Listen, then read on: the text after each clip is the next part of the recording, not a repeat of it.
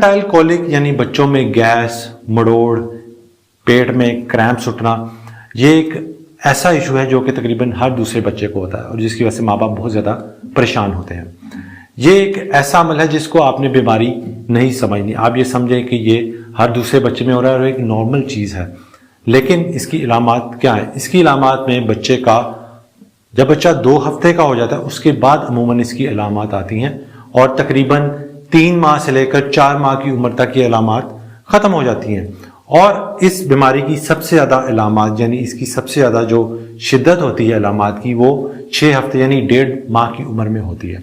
इलामात क्या है इसकी? इलामात में बच्चा लाल होगा, जिस्म को इकट्ठा करेगा, पेट को सख्त करेगा, मुख्तलिफ तरह के मुंह बनाएगा या ख़ास तौर पे शाम को या रात को बहुत ज़्यादा रोएगा। और बाज़ औक़ात बच्चे इतना रोते हैं कि 2-2, 3-3 घंटे भी मतवातर रोते हैं और बहुत ऊंची आवाज़ में रोते हैं जैसे वो बहुत दुख और बहुत तकलीफ़ में हो और न जाने उनके पेट में क्या मसला चाह रहा है, जिसकी वजह से माँ बाप को बहुत ज़्यादा परेशानी होती है और वो मुख्तलिफ डॉक्टर्स का से रुजू करते हैं। लेकिन अक्सर देखा यह गया है कि बाज़ औक़ात अद्वियात इसमें असर करती हैं, बाज़ औक़ात असर नहीं करती। इसके बारे में भी हम बात करते हैं। सबसे पहले तो आपको ये बता दूं कि ये कोई ऐसी बीमारी नहीं जिससे हमने बहुत ज़्यादा परेशान होना है।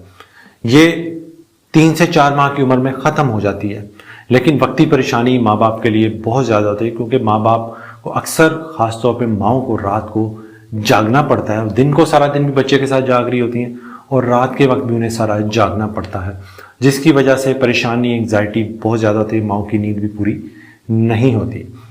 अगर तो बच्चे का वज़न, उसका कद यानी उसकी लेंथ उम्र के हिसाब से बढ़ रही और आपको लग रहा है कि वो उसका वज़न, उसकी ग्रोथ हो रही है, फिर तो कोई परेशानी वाली बात नहीं।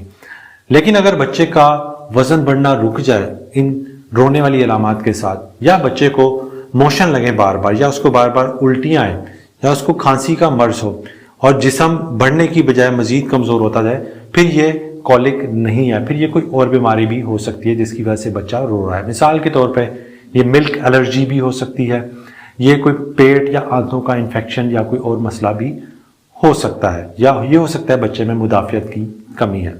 तो इसके लिए आपको फ़ौरन डॉक्टर से रुजू करना चाहिए। उन बच्चों में जिनका कद वज़न ठीक से नहीं बढ़ा, ये हम छोटे बच्चों की बात कर रहे हैं जो कि 1.5 माह, 2 माह, 3 माह, 4 माह के बच्चे हैं। और कॉलिक का जो मर्ज़ है ये 4 माह के बाद जनरली बच्चों को नहीं होता, बहुत कम हो जाता है। लेकिन अगर किसी बच्चे में ये इलामात 4-5वें माह के बाद भी चलती रहे, बच्चे का रोना धोना जारी रहे, तो फिर आपको ज़रूर डॉक्टर को दिखाना चाहिए ताकि वो देखे कि कहीं और बीमारी तो नहीं जिसको हम बार बार गैस मरोड़ का नाम दे रहे हैं, जिसकी वजह से बच्चा इतना डिस्टर्ब हो रहा है। अब आते हैं कि इसके इलाज की तरफ।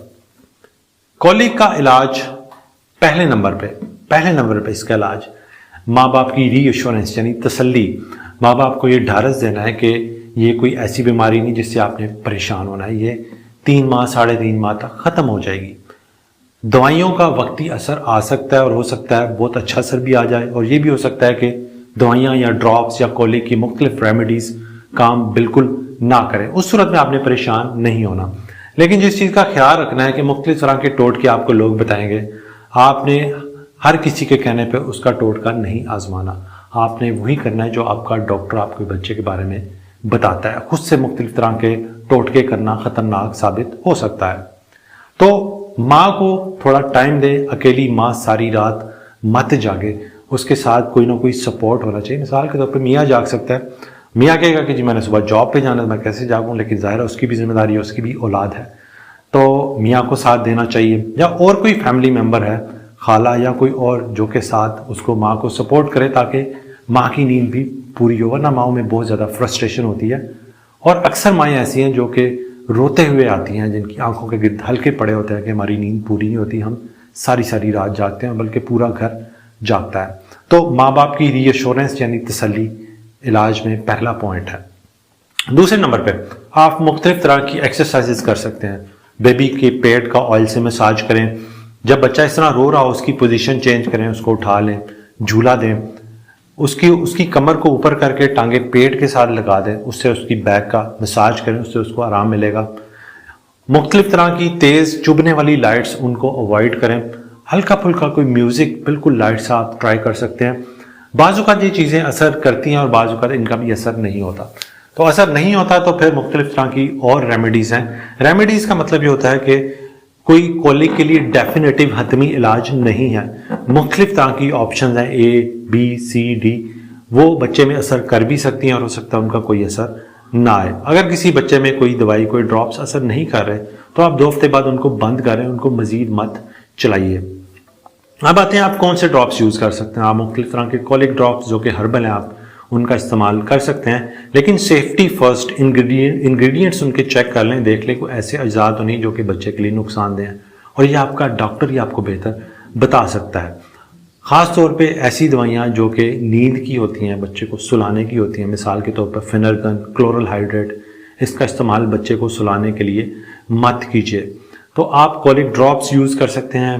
پروبائیوٹکس آتی ہیں بچوں کے کولک کے ٹریٹمنٹ میں. ایک پروبائیوٹک ہے لیکٹوبیسیلس روٹیری, اس کا استعمال کر سکتے ہیں. یہ تمام ایکسرسائزز کر سکتے ہیں, لیکن الٹیمیٹلی آپ کو انتظار ہی کرنا ہے. 3-3.5 ماہ تک آپ کو اس مشکل وقت سے گزرنا ہی ہے. جیسے ہی 3-3.5 ماہ گزریں گے آپ کے بچے کی علامات بہت جلد بہتر ہونا شروع ہو جائیں گی. لیکن اگر کسی بچے کی علامات اس کے بعد ٹھیک نہیں ہوتی تو آپ نے گھر نہیں بیٹھنا. خاص طور پہ اگر بچے کی نشو و نما ٹھیک نہیں ہو رہی, اپنے گھر نہیں بیٹھنا, فوراً اپنے ڈاکٹر سے رجوع کریں.